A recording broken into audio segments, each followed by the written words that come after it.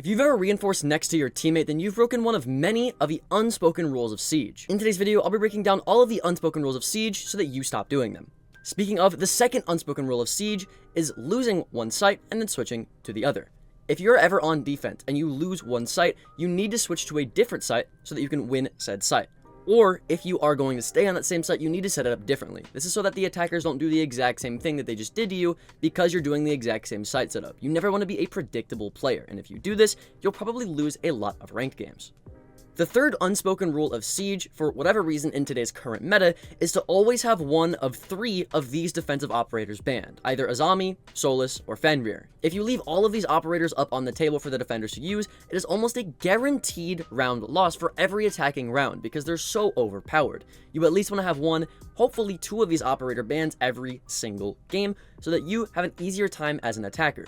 Even defenders ban these operators sometimes because of how broken they are, and they don't even want to deal with it when they get on attack. Even if they win 3 defensive rounds, that's how strong they are. Solus is the best roamer in the game, Fenrir is the best anchor in the game, and Azami is the best flex operator in the entire game. So you want to be banning at least one of them in every single one of your ranked games if you want to win more. My fourth unspoken rule of Siege is never reinforce main walls if Mira is on the table, because a lot of the times you might reinforce it wrong, or you'll reinforce it on the wrong side so the Mira can't even deploy her mirror. A lot of Mira players get very annoyed when teammates try to reinforce walls because of this simple issue, and me as a Mira player, and I'm sure even you if you're an experienced player, have dealt with this struggle. So just as a rule of thumb, if you are a defender, don't reinforce any of the main reinforcements if there is a Mira on the table so that you don't mess up the Mira strat. Just let her do it.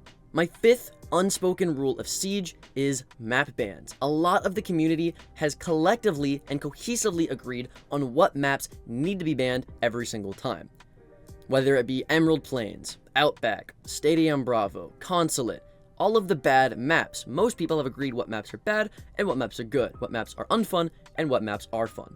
Not only have they agreed with what maps should be banned, but they've also agreed how to communicate to ban certain maps. You'll see in certain games, attack has Outback, so you should get Consulate, or like defense has Night Heaven Labs, so y'all should ban Skyscraper. If you communicate to your enemies what maps you're banning, they can better ban the second worst map so that you have a pool of 3 decent maps that you can play off of. A lot of the times in the map pool, there's 2 to 3 bad maps and 2 to 3 good maps. So you want to be banning those bad maps and communicating with the enemies to get good maps.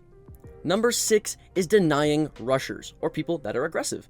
An unspoken rule of Siege is if people are rushing, everybody on the team just runs trap operators, whether it be Capcan, Thorn, Frost, or even Legion. If people are just running into the bomb site with Yana, with Ashe, with Nock, or any other super fast-paced attacker, you just want to run trap operators to counter this, because a lot of the times, they're not checking for traps anyways. A lot of players do this. They'll just run Capcan, they'll run Frost if they see that they're rushing the bomb site a lot. The same thing goes for attack. If you're on attack and they're swinging, they're spawn peeking a lot, you can run Claymores, you can run Nomad, you can run Gridlock, you can run Flank Watch operators.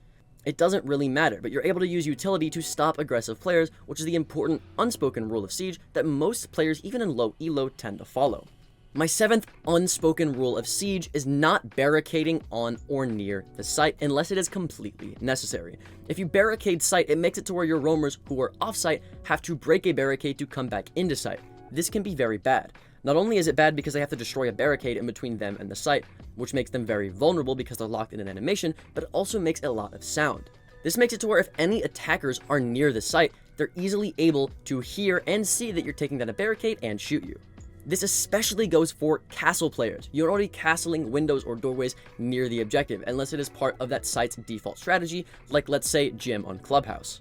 Doing this can make it to where roamers have to take down an entire castle barricade, which is louder, takes more time, and is harder for people to do, so you don't want to be doing this. Instead, use castle to extend roams. Use barricades for sound cues when you know the attackers are going to have to break it, and you know your roamers aren't going to have to come back to it.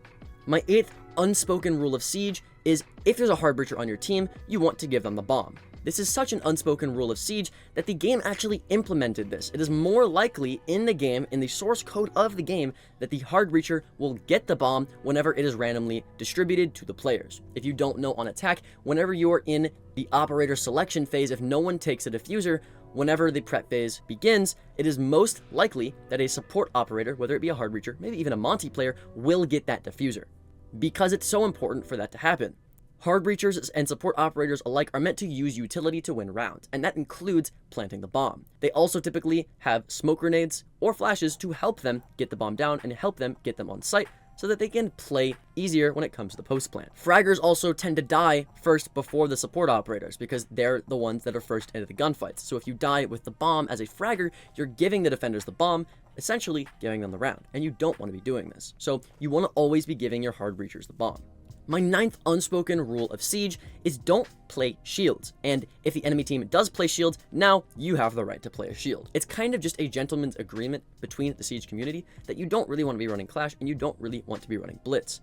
And nobody really does that unless the enemy team does it first. Then your team now gains the right to run those shield operators and you can be as toxic as you want.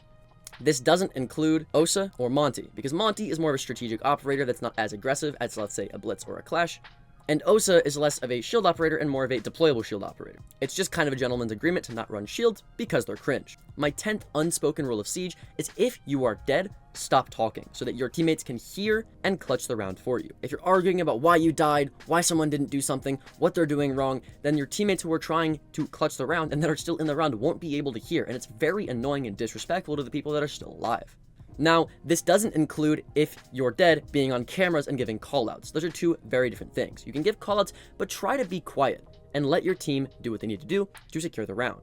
My 11th unspoken rule of Siege is if someone is fragging out on a certain operator, do not take that operator. Let's say you have a teammate that has double-digit kills and the rest of your team has single-digit kills, 3 kills or below.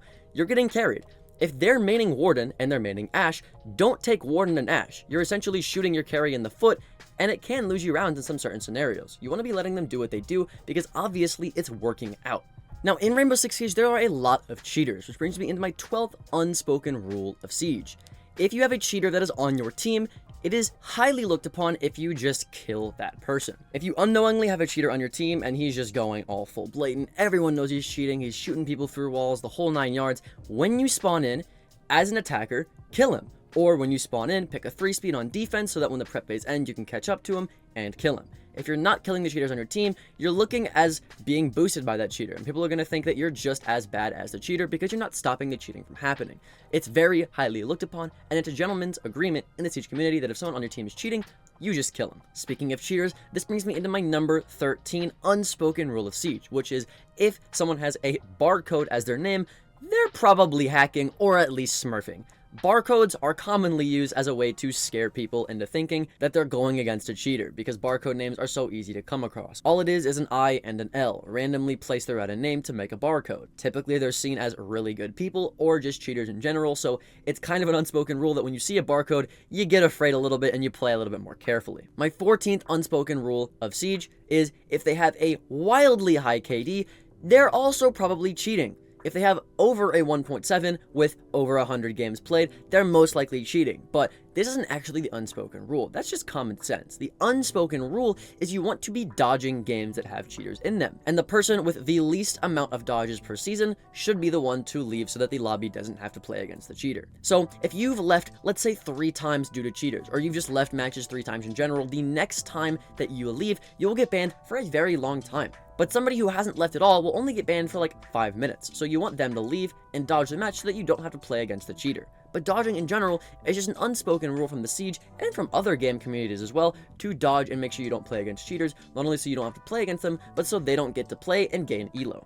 And finally, my last but certainly not least important unspoken rule of Siege is do not take people's aces or 4Ks. If someone on your team is doing really well, let's say they have 3 kills and the rest of your team has 0, that means they have a good chance that they're probably going to get a 4K or ace. This is seen as something that's really prestigious and good in the game. A lot of people post their TikTok highlights of them getting aces on TikTok, on Twitter, on YouTube, it doesn't matter. But you want to be giving people the opportunity to ace and to get these 4Ks, to get clips, and feel good that they did really good in a round. So if they have 4 kills and you have none, but the enemy's right in front of you, don't kill them. Just let your teammate come and kill them for you. And if you die in the process, well, that's too bad.